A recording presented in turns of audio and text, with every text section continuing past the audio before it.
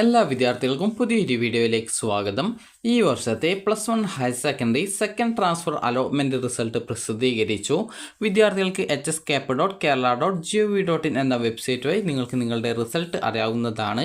അപ്പോൾ ഈ ഒരു വീഡിയോയിൽ ട്രാൻസ്ഫർ അലോട്ട്മെൻറ്റ് ലഭിച്ച വിദ്യാർത്ഥികൾക്കും അതുപോലെ ട്രാൻസ്ഫർ അലോട്ട്മെൻറ്റ് ലഭിക്കാത്ത വിദ്യാർത്ഥികളും ശ്രദ്ധിക്കേണ്ട കാര്യങ്ങളും അതുപോലെ വിദ്യാർത്ഥികൾ ചോദിക്കുന്നത് പോലെ തേർഡ് ട്രാൻസ്ഫറോ മ്യൂച്വൽ ട്രാൻസ്ഫറോ ഇനി ഉണ്ടോ എന്നുള്ളതും ഈ ഒരു വീഡിയോ വഴി നിങ്ങൾക്ക് മനസ്സിലാക്കാം. അതുപോലെ തന്നെ വിദ്യാർത്ഥികൾക്ക് കോമൺ ആയിട്ട് ഉണ്ടാകുന്ന, അതായത് സാധാരണയായിട്ട് എല്ലാ വിദ്യാർത്ഥികൾക്കും ചോദിക്കാനായിട്ട് ആഗ്രഹിക്കുന്ന എല്ലാവിധ സംശയങ്ങൾക്കുള്ള ഉത്തരങ്ങളും ഈ ഒരു വീഡിയോ വഴി നിങ്ങൾക്ക് മനസ്സിലാക്കാൻ സാധിക്കുന്നതാണ്. ആദ്യം തന്നെ ട്രാൻസ്ഫർ അലോട്ട്മെൻറ്റിന് അപേക്ഷിച്ച വിദ്യാർത്ഥികൾ നിങ്ങൾക്ക് ട്രാൻസ്ഫർ കിട്ടിയിട്ടുണ്ടോ ഇല്ലയോ എന്നുള്ള കാര്യം നിങ്ങൾ പരിശോധിക്കുക. അതിനായിട്ട് വിദ്യാർത്ഥികൾ hscap.kerala.gov.in എന്ന ഈ ഒരു വെബ്സൈറ്റ് ഓപ്പൺ ചെയ്യുകയും ഓപ്പൺ ചെയ്ത ശേഷം കാൻഡിഡേറ്റ് ലോഗിൻ എന്ന് പറഞ്ഞുള്ള ഈ ഒരു ലിങ്കിൽ ക്ലിക്ക് ചെയ്യുകയും ചെയ്യുക. ഇതിൽ ക്ലിക്ക് ചെയ്ത് കഴിഞ്ഞാൽ വിദ്യാർത്ഥികൾക്ക് ആപ്ലിക്കേഷൻ നമ്പറും പാസ്വേഡും ജില്ലയും നൽകി ലോഗിൻ ചെയ്യാൻ സാധിക്കും. നിങ്ങൾക്ക് സ്പോർട്സ് കോട്ടയിൽ അഡ്മിഷൻ ലഭിച്ച ഒരു വിദ്യാർത്ഥിയാണ് ട്രാൻസ്ഫറിന് അപ്ലൈ ചെയ്തിട്ടുണ്ടായിരുന്നത് എങ്കിൽ സ്പോർട്സ് കോട്ടയുടെ ആപ്ലിക്കേഷൻ നമ്പറും പാസ്വേഡും ജില്ലയുമാണ് നൽകേണ്ടത്. അതേസമയം നിങ്ങൾക്ക് മെറിറ്റ് കോട്ടയിൽ, അതായത് കാൻഡിഡേറ്റ് ലോഗിൻ SWS വഴിയാണ് നിങ്ങൾക്ക് അലോട്ട്മെൻറ്റ് കിട്ടിയത് എങ്കിൽ, അങ്ങനെയാണ് നിങ്ങൾ ഈ ഒരു ട്രാൻസ്ഫറിന് അപ്ലൈ ചെയ്തത് എങ്കിൽ അതിൻ്റെ ആപ്ലിക്കേഷൻ നമ്പറും പാസ്വേഡും ജില്ലയുമാണ് നിങ്ങൾ നൽകേണ്ടത്. അതിനുശേഷം വിദ്യാർത്ഥികൾക്ക് ലോഗിൻ ബട്ടണിൽ ക്ലിക്ക് ചെയ്ത് ലോഗിൻ ചെയ്യുക. ലോഗിൻ ചെയ്യുന്ന സമയത്ത് പിന്നീട് വരുന്ന പേജിൽ നിങ്ങൾക്ക് ഈ ഒരു ട്രാൻസ്ഫർ കിട്ടിയിട്ടുണ്ടെങ്കിൽ congratulations you have got transfer എന്നും ഏത് സ്കൂളിൽ ഏത് കോഴ്സിൽ എത്രാമത്തെ ഓപ്ഷനിലാണ് അലോട്ട്മെൻറ്റ് കിട്ടിയിട്ടുള്ളത് എന്നുള്ളതും കൃത്യമായിട്ട് മനസ്സിലാക്കാൻ സാധിക്കും.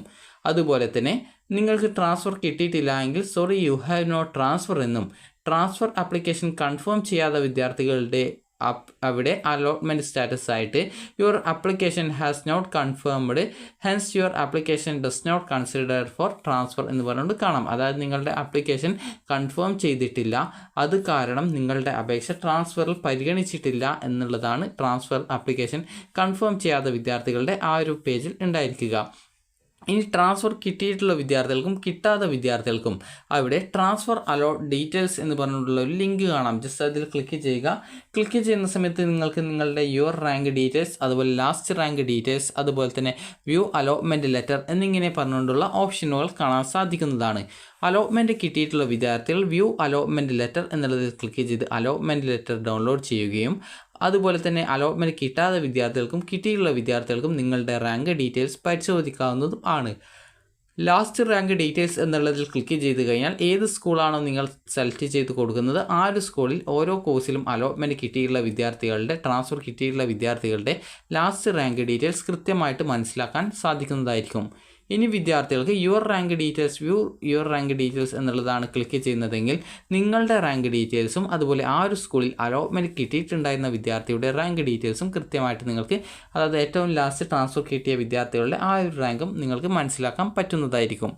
ഇനി വിദ്യാർത്ഥികൾക്ക് ട്രാൻസ്ഫർ കിട്ടിയിട്ടുള്ള വിദ്യാർത്ഥികൾ വ്യൂ അലോട്ട്മെൻറ്റ് ലെറ്റർ എന്നുള്ളതിൽ ക്ലിക്ക് ചെയ്ത് അലോട്ട്മെൻറ്റ് ലെറ്റർ ഡൗൺലോഡ് ചെയ്ത് എടുക്കേണ്ടതാണ്. അപ്പോൾ വിദ്യാർത്ഥികൾക്ക് അതിൽ നിങ്ങൾക്ക് എത്ര രൂപയാണ് നിങ്ങൾക്ക് ഈ ഒരു അഡ്മിഷൻ ഫീസ് ഇനത്തിൽ നിങ്ങൾ എക്സ്ട്രാ ആയിട്ട് അടയ്ക്കേണ്ടതുണ്ടെങ്കിൽ എത്ര രൂപയാണ് അടയ്ക്കേണ്ടത് എന്നുള്ളത് രേഖപ്പെടുത്തിയിട്ടുണ്ടാകും. നിങ്ങൾക്ക് നിലവിൽ പഠിക്കുന്ന സ്കൂളിൽ തന്നെ മറ്റൊരു കോഴ്സിലേക്കാണ് കിട്ടുന്നതെങ്കിൽ നിങ്ങൾക്ക് എക്സ്ട്രാ ആയിട്ട് ഏകദേശം ഒരു 100 മുതൽ 200 രൂപ വരെ മാത്രമാണ് ആ ഒരു രീതിയിൽ ഫീസ് എക്സ്ട്രാ ആയിട്ട് വരികയുള്ളൂ. അപ്പോൾ അത് നിങ്ങളുടെ അലോട്ട്മെൻറ്റ് ലെറ്ററിൽ നിങ്ങൾക്ക് എത്രയാണ് ഈ ഒരു ഫീസ് അടയ്ക്കേണ്ടത് എന്നുള്ളത് രേഖപ്പെടുത്തിയിട്ടുണ്ടാവും.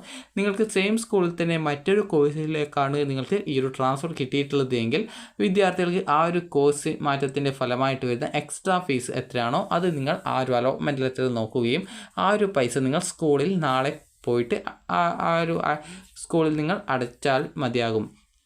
അതുപോലെ തന്നെ നിങ്ങൾ ഈ ഒരു ഫീസ് നിലവിലെ സ്കൂളിൽ തന്നെ മറ്റൊരു കോഴ്സിലേക്കാണ് കിട്ടുന്നതെങ്കിൽ നിങ്ങൾ അഡ്മിഷനായിട്ട് പോകുന്ന സമയത്ത് നിങ്ങളുടെ രക്ഷിതാവിനെ കൂട്ടേണ്ടതില്ല, അതായത് നിങ്ങളുടെ രക്ഷിതാവിനെ കൂടി വരേണ്ട ആവശ്യമില്ല.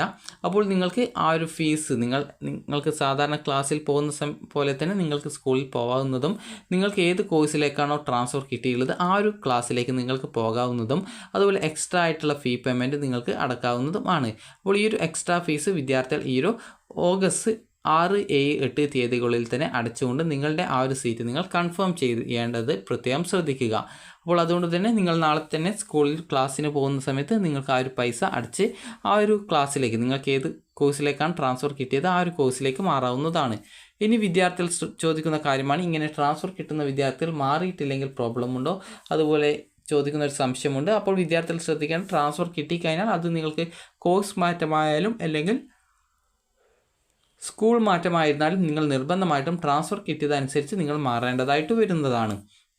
ഇനിയിപ്പോൾ നിങ്ങളിപ്പോൾ നിലവിൽ അഡ്മിഷൻ നേടിയിട്ടുള്ള സ്കൂളിൽ നിന്ന് മറ്റൊരു സ്കൂളിലേക്കോ അല്ലെങ്കിൽ നിലവിലെ സ്കൂളിൽ നിന്ന് മറ്റൊരു സ്കൂളിലെ മറ്റൊരു കോഴ്സിലേക്കോ അല്ലെങ്കിൽ നിങ്ങൾക്ക് മറ്റൊരു ജില്ലയിലേക്കോ ആണ് ട്രാൻസ്ഫർ കിട്ടിയിട്ടുള്ളത് എങ്കിൽ നിങ്ങൾക്ക് നിലവിൽ പഠിക്കുന്ന സ്കൂളിൽ നിന്നും അഡ്മിഷൻ ഫീസ് ഒഴികെയുള്ള നിങ്ങളുടെ ഈ ഒരു TC, സ്വഭാവ സർട്ടിഫിക്കറ്റ്, SSLC സർട്ടിഫിക്കറ്റ്, അതുപോലെ തന്നെ നിങ്ങളുടെ മറ്റ് ഡോക്യുമെൻറ്റുകൾ, PTA ഫണ്ട്, കോഷൻ ഡെപ്പോസിറ്റ് എന്നിവ തിരികെ തരുന്നതും പുതുതായിട്ട് അഡ്മിഷൻ നേടാൻ പോകുന്ന സ്കൂളിൽ നിങ്ങൾ പോകുന്ന സമയത്ത് അലോട്ട്മെൻറ്റ് ലെറ്ററും അതുപോലെ തന്നെ നിങ്ങളുടെ ആ ഒരു സ്കൂളിൽ നിന്ന് തിരിച്ചു തന്നിട്ടുള്ള ഡോക്യുമെൻറ്റ്സും അതുപോലെ അഡ്മിഷൻ ഫീസ് അടച്ചപ്പോൾ നൽകിയിട്ടുണ്ടായിരുന്ന റെസീപ്റ്റും PTA ഫണ്ടും കോഷൻ ഡെപ്പോസിറ്റും അതുപോലെ തന്നെ കോഴ്സ് മാറ്റത്തിൻ്റെ ഫലമായിട്ടോ മറ്റോ നിങ്ങൾക്ക് എക്സ്ട്രാ ഫീ പേയ്മെൻറ്റ് വന്നിട്ടുണ്ടെങ്കിൽ ആ ഒരു പൈസ കൂടി വിദ്യാർത്ഥികൾ അഡ്മിഷൻ ടൈമിൽ സ്കൂളിൽ അടയ്ക്കേണ്ടതാണ്.